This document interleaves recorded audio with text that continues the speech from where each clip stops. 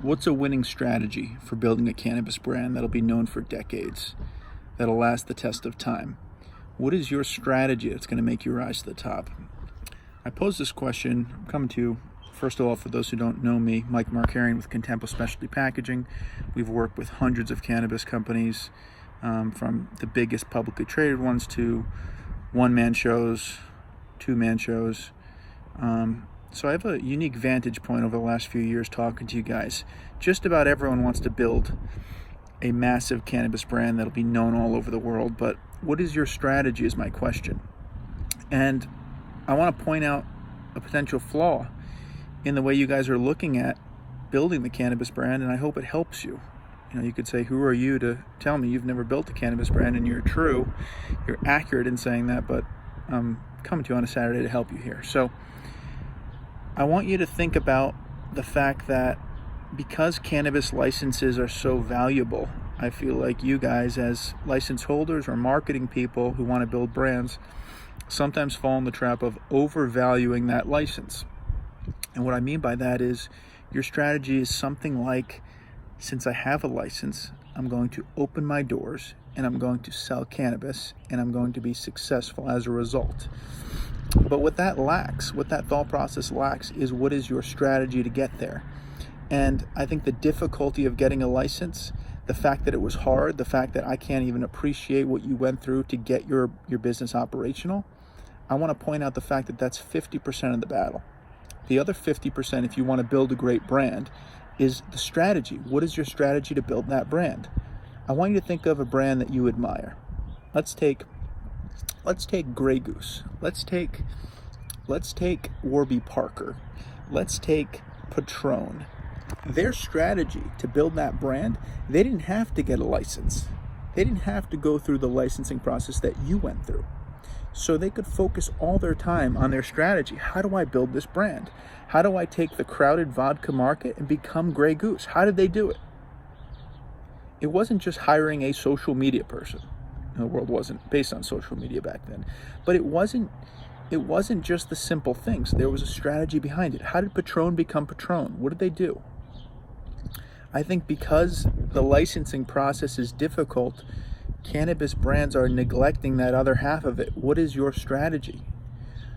There's a guy, Troy Bly, with Black Cannabis Brands. He's a client, become a friend.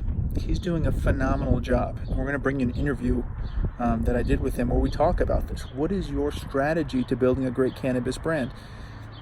Celebrities, I think they're a great angle. Partnerships for distribution. Maybe not the distribution of the product itself, because maybe you can't do that, but distribution in terms of influence. Who can you team up with to get your word everywhere? I'm telling you, there's hundreds, thousands of people. I've spoken to hundreds, literally probably 500 people about their brands. And everyone wants to do the same thing. They want to be that great cannabis brand. So simply going through the licensing process and seeing things unfold is not going to do it. If you want to be that great cannabis brand, understand what your strategy is. I'm going to spend the rest of my day, I'm going to be researching the very question. How did Grey Goose become Grey Goose? What did they do? What was their strategy? How did Patron become Patron? How did Warby Parker become Warby Parker? And these companies could focus purely on their strategy because Warby Parker didn't need to spend a lot of time getting a license to produce glasses. They could focus on their actual strategy.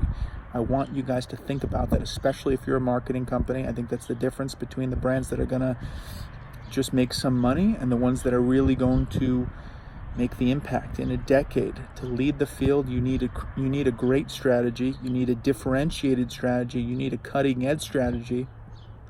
And I think so many people are not thinking that way. Your strategy is not to have an Instagram page. It's not to offer discounts of, happy hour. I don't think that's enough of a strategy. Study the great brands. Don't rely on your licenses. That's 50% of it, and you should be proud of your accomplishment to get the licenses. But a lot of licenses could mean cash flow problems. A lot of licenses could mean a reduction in quality if you're not careful. I'd much rather, I feel much more optimistic about it, someone with fewer licenses but a real strategy, maybe a connection with the celebrity. That's the right celebrity, that makes sense. Or a partnership to push the idea out there, something differentiated in your product. your packaging, of course. But far beyond product and packaging, what is your strategy? All right. Hope this helps. Hope it gets the wheels turning. And talk to you guys soon. Hope you're doing well in this coronavirus madness. Stay safe. Wash your hands. And be well. Thanks for watching the Cannabis Packaging Show. And have a good weekend. Thanks.